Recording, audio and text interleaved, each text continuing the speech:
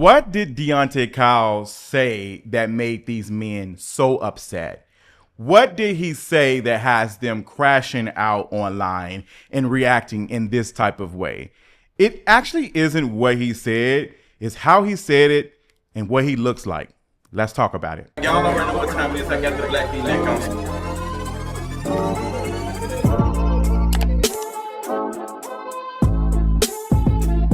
What's going on, you all? Let's talk about this mess that is going on right now with Deante Kyle and black men everywhere. Deante Kyle basically just in a 2-minute video from a almost 2-hour podcast requested that men take some form of accountability. Oh my gosh. Like, they were so upset. They took to the streets. Well, not the streets, to TikTok, Instagram, Twitter, all of the things to respond and react to this 2-minute clip. Now, Deante Kyle has been saying things like this for a minute on their podcast, Grits and Eggs, and I've enjoyed it. I've enjoyed the commentary, the conversations. I want to talk about the reasons why Deante Kyle has caused so much chaos online, particularly with cis heterosexual black men. It is mainly because Deante Kyle talks like them, he looks like them, he is them, minus a lot of the misogyny that we are used to hearing from men who oftentimes look like Deante Kyle. And I say that in the most respectful way, not to take away anything from Deante Kyle. I think he's brilliant and intelligent and all of the things. I've enjoyed his content. But Deante Kyle isn't a traditional podcast man who is speaking on these type of things. Usually the men who sometimes speak on these things from this perspective with this type of information and all the things, they usually look like a quote unquote professional black man. We have our Mark Lamont Hills and the other men who it's easy to call them a weirdo or a panderer or all of the things because they wear suits and ties and all of this stuff. Like, they are corny or too smart or a nerd. Like, you will hear that. So they don't have respect for them the same way, which is ironic considering all of the respect that Bill Cosby got years ago when he was telling black men to pull their pants up and all of the things. But when it comes to Deante Kyle and how he positions himself, how he dresses, how he speaks, the accent, all of the things, he sounds like a lot of their friends, a lot of their brothers, their cousins, their uncles, and even their fathers. They respect him in a way that women speaking on these same things and have been writing and producing movies and all of the stuff to discuss their experiences with misogynoir, Deante Kyle is able to speak to them.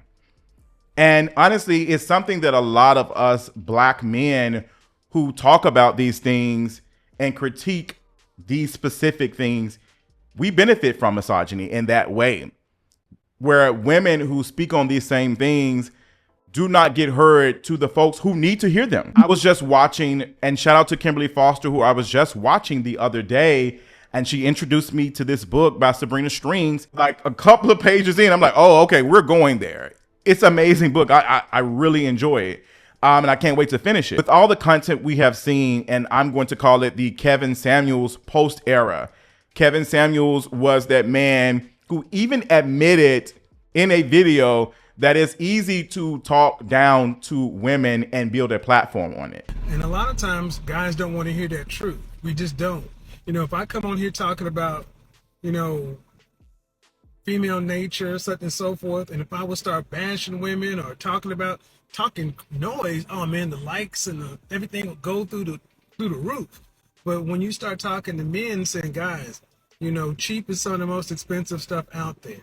You gotta do better with. It's easy to do that because men will gravitate towards it. Because in the beginning, Kevin Samuels was creating content, basically gathering men, and was on his Bill Cosby shit, to be honest, in a different type of format. And it wasn't getting him much attention. So when he started to realize that when he critiqued women, men were agreeing and engaging, he started to create more content.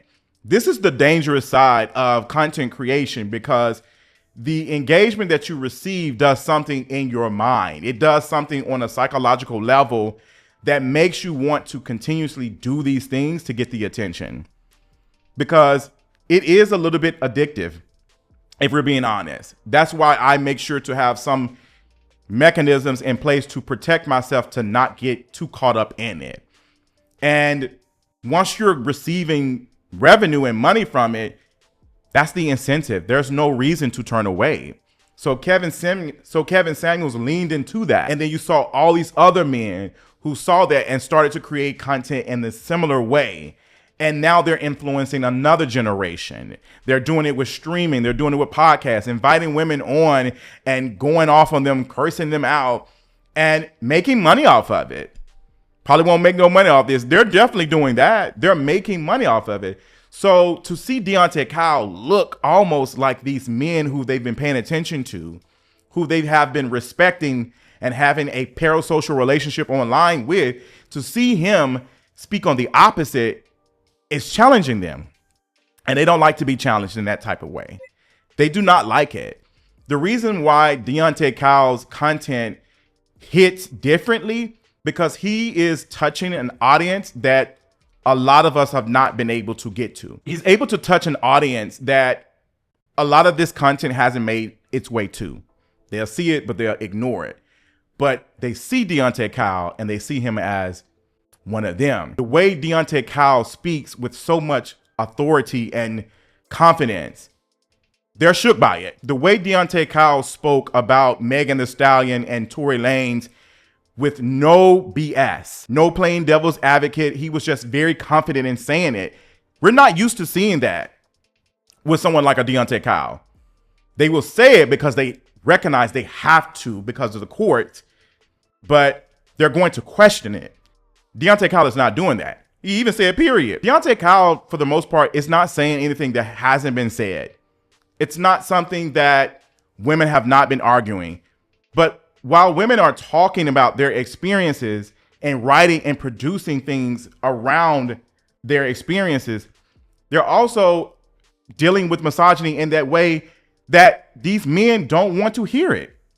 They don't want to hear it. They don't want to see it. They don't want to respect it. The same way that when black people talk about race and white people respond, oh, here we go again. They don't want to pay attention. It is hard for the marginalized to talk about their experience to folks who don't need to hear it. To them, I don't benefit from hearing this. This makes me no difference, not realizing how connected it is. So Deante Kyle speaking in the way that he does connects with this audience that are not usually hearing this type of rhetoric. I'll give you an example of how important Deante Kyle being just a quote unquote regular dude matters. The way that Ryan Coogler did that short video talking about his love and passion of film when it came to that IMAX camera and that 50 millimeter camera, the way he spoke with that Oakland accent, he didn't code switch. He spoke like a regular guy, a regular black guy. And we know what code switching is. It's the same thing that we make fun of with our parents when they get on the phone with customer service and they change their voice and they sound way more professional. That is what we're used to when it comes to that type of environment. So Ryan Coogler not doing that got so much attention to folks who probably were not interested in seeing the film as much, but after seeing that, they were connected towards it. So Deante Kyle is doing that same thing. The way he is speaking, the way he is talking, the way he looks matters so much because he is in community with them.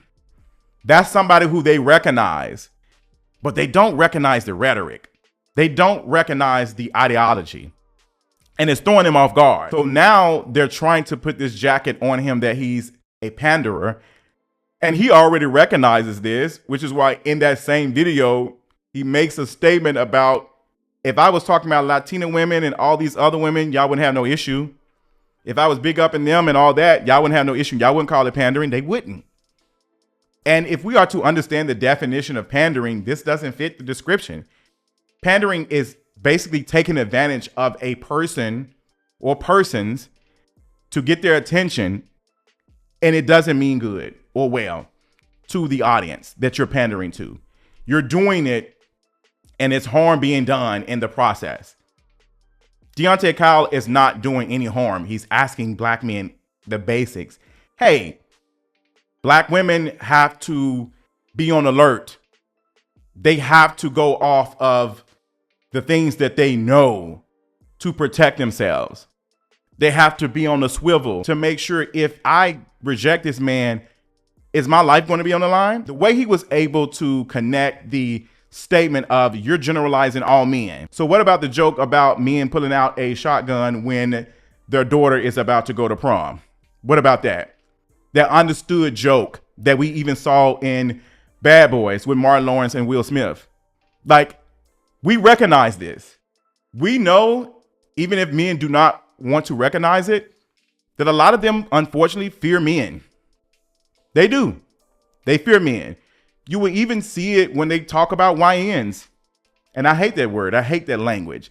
They will talk about it. They also fear men, but they won't say it publicly. Deante Kyle still is one of them in the way he speaks about women. Unfortunately, he still uses the B word to refer to women. And sometimes hoes. Like, he speaks just like the folks who they be paying attention to it around. And the fact that he's saying that, and hey, we also can take accountability. Like, it's giving, like, we can be on the F shit, but we can respect women in the process. And they are upset. Like, the basics of this has them upset, and it makes me nervous. This is why black women feel this type of way. And what are y'all talking about? Free Tory Lanez. What are y'all talking about? What are y'all doing? What's going on? The basics. This is where we are at. And honestly, we've been having these gender conversations for the longest. There's a video that's making its rounds of an interview from the 80s where men were talking about women are not like they used to. They ain't the women of the 70s. They too independent. This stuff has been going on for the longest. Colonialism has done a number on us. White supremacy has done a number on us. But yes, like, Deante Kyle, it's not just what he's saying. It's how he's saying it. And I can appreciate how straightforward he was when he talked about Megan and Tory Lanez, when he talked about Sean Combs and Diddy. Like, he put me into shame.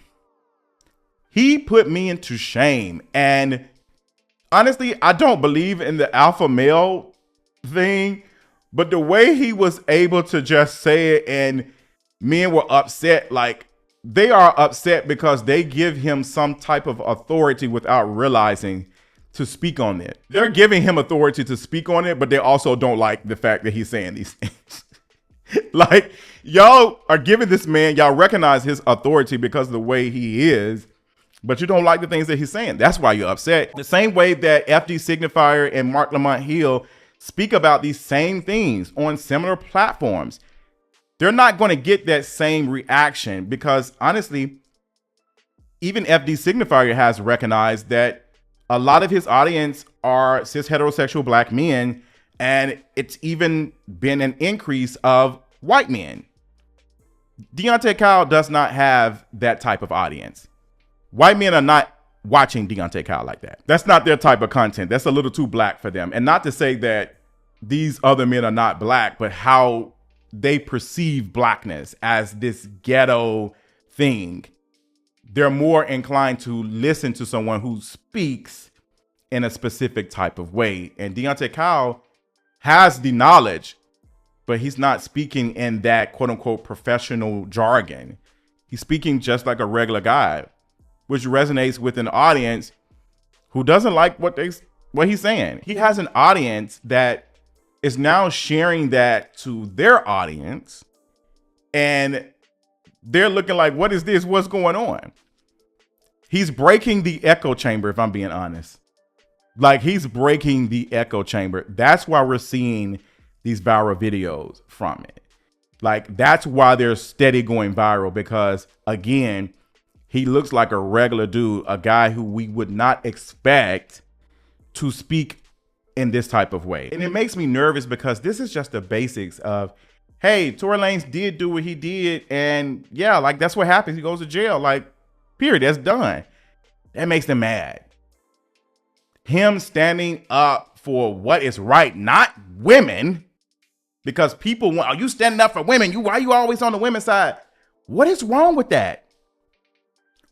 What does standing up for the men look like?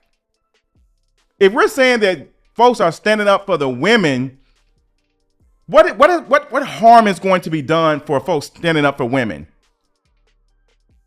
Like, the fact that you even have to say that should make you question some things. But again, in bigotry, you don't have to question much. To be honest, you don't have to question anything. So with that being said, I have enjoyed what Deante Kyle has been bringing and what his podcast and everyone over there has created.